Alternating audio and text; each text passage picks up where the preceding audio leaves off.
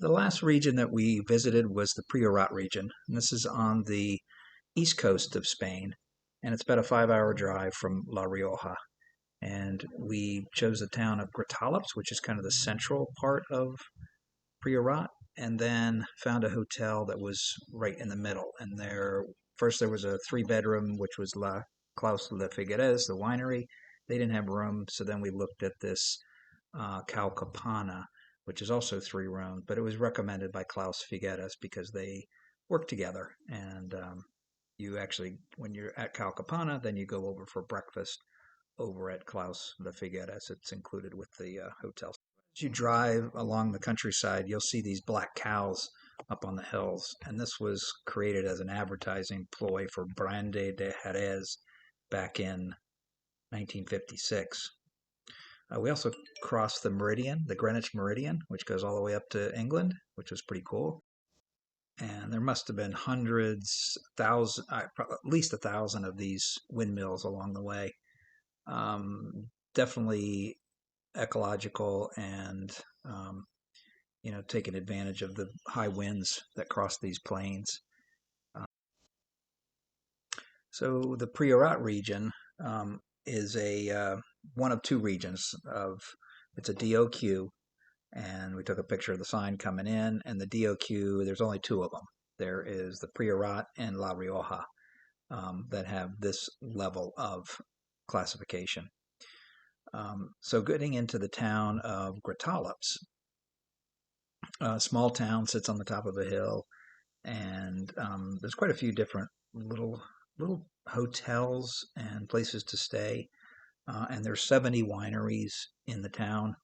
I think there were only 2 that had open door where you could just walk in. So the other ones you needed to contact ahead and make arrangements. These guys are busy making wine and shipping it, to other regions of Spain and then all around the globe. That's the typical landscape. Now we came in from the Rioja region, which was about a 5-hour drive. And so we're coming in from the west, and this road was just enough for 2 cars, really perfect for motorcycles, but it's just very, very tight, not our normal type of a road. So we were just kind of being very cautious as we worked our way around. The other side, if you come from the Barcelona side, then the roads are normal, but this was just take it easy. So this is a sign in the town of Gratallops, so just kind of welcome you to the town, and that they make tons of wine, and a little bit of history. So the town is just, small town, not very many people walking through. There were people there. I'd say there were probably 200 people. Lots of visitors coming on motorcycles. They come from Barcelona, come out and have lunch, drink some wine, and head back. Or, they may come from other areas, but you'll see motorcycles coming from the Barcelona area. So this was a little shop. You could walk in and buy any of the types of wine that you want. So that just wait and see, make sure the door is open. This is downtown. The parking area is, and this was, just taking the drone up and about. This was on our walk back, which I'll talk about in just a minute.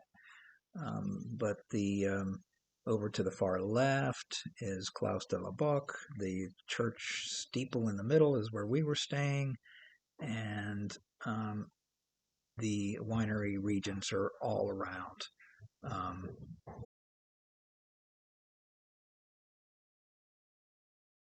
Stayed at the Campana Hotel right in downtown Gratallops. We wanted to have something that was centrally located, so we could just go anywhere, walk, and then walk back. This was purchased by a gentleman by the name of Craig Bell out of Detroit, and then he took it all apart, rebuilt it, and then the lower floor is a Slate bar restaurant that is run by Klaus Figueres, and so you can have dinner there, drinks. Definitely want reservations before you go over.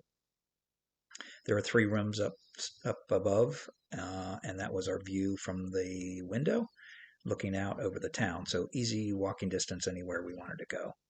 And I have to say, definitely go back. That was a really, really nice place to stay. Could get to any place you wanted quickly. So we arrived in Gratallops around 4 o'clock, and then we went over to Enumeros Vermels, which was Siliva Puig's winery. And there you can see the front door has no sign. So we found it and then we waited for her to open up. And we tasted Sylvia's 9 wines. Right there in the middle is the purple one, I, that you can get at the Barcelona wine bar here in the US.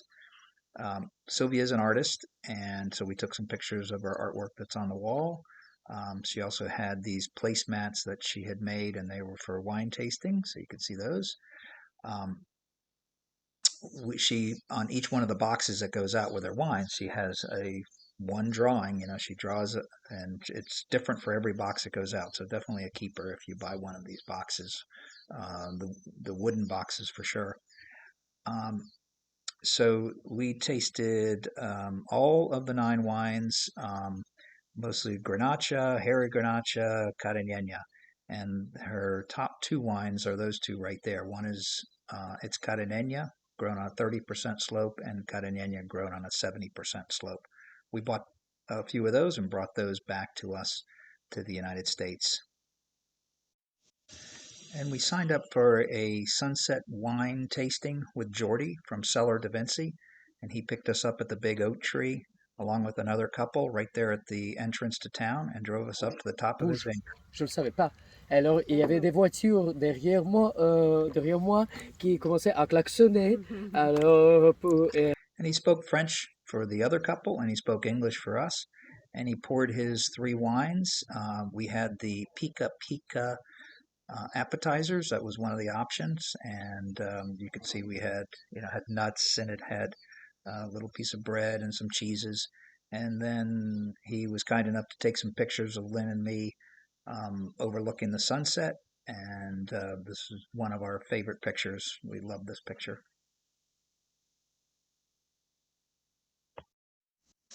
So Jordi took us back into town, and then we went and had a small glass there at the Slate wine bar, which is right below the room at Campana. And then we walked the town just in the middle of the night, just to kind of see if anybody was out. And it was pretty quiet. Everybody pretty much had gone to bed. The sun sets around 9:30 to 10, so the streets were quiet. And there's a view outside of Campana down to the street. And I think prior to that, it was when we went out and just took a couple of pictures of the town and walked around just to see what was there. And then we headed to bed to start our next day.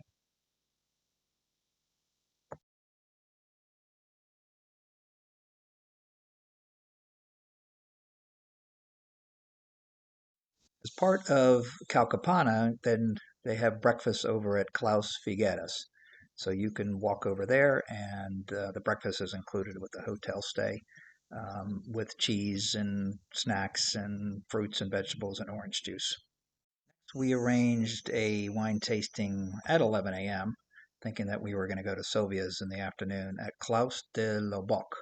And that was prearranged. It was the sommelier came in just for us. So it was just Lynn and me for the tasting. And this is south of the town, so just about you could see the town there. So we just walked probably 10 minutes to get to the winery. And then we were invited in, and we went on the tour of the winemaking. And this is where we had the wine tasting. And all those boxes on the walls, those are different vintages of the exact same grape blend. So they blend Cabernet Sauvignon, very little Tempranillo, because Tempranillo is not allowed in Priorat, but they blend all of a certain percentage of grapes by weight in a vat, and that's what's produced every year in the exact same recipe. We did have a treat from the sommelier because he brought out a bottle that he had opened 2 days earlier to try to compare to a freshly opened bottle. So quite a treat. Now for a lunch, I think this was around 2 o'clock. We walked about a kilometer down to Atavius Winery, and so we walked inside the guardrail along the road, and this was recommended by Sylvia because this land used to be her father's land, from what I understand. So it was a newly built restaurant and winery. We chose to sit outside, and just enjoy the view. And there were probably about a dozen other people, inside. Lynn had a bruschetta, um, and I had like a meatloaf, um, and we shared a bottle of wine. This was a white wine that they had, and just looking over their vineyards.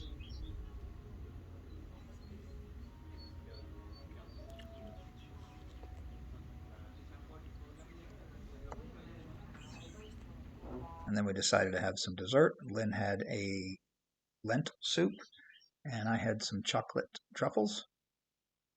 And then we hoofed it out on the back way. So they gave us directions to go back through the vineyard so we didn't have to go back on the main road for a part of it.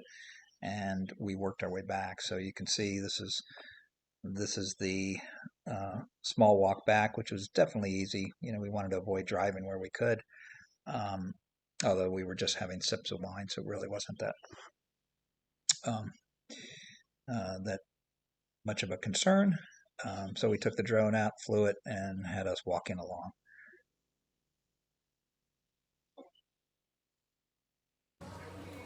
So as we were waiting for dinner, this ceremony took place, and as near as we could tell, this was a girl that was graduating from um, a youth recovery home, which is right down the street because we could see the sign on the house.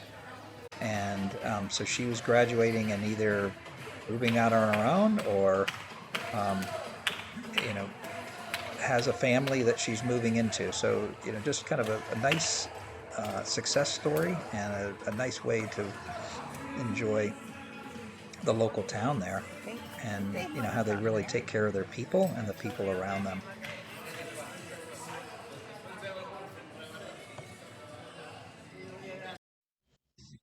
So on Saturday night we had dinner at the Slate Wine Bar, which is the restaurant right below, and the Campana, and this is hosted by Klaus Figueres, and we had a bottle of the Klaus Figueres wine.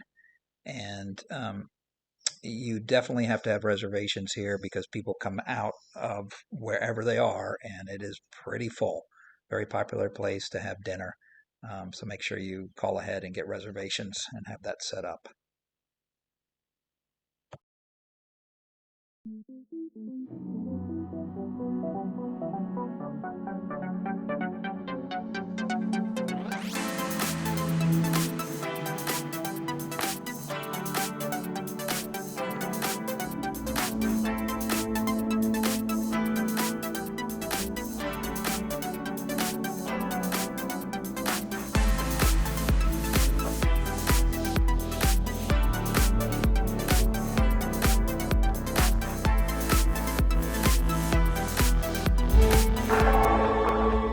That was my compilation of drone videos. Would we go back? Yes, we're planning a trip back already. We're going to fly into Barcelona and drive down to Gratallops for a long weekend. Looking forward to it.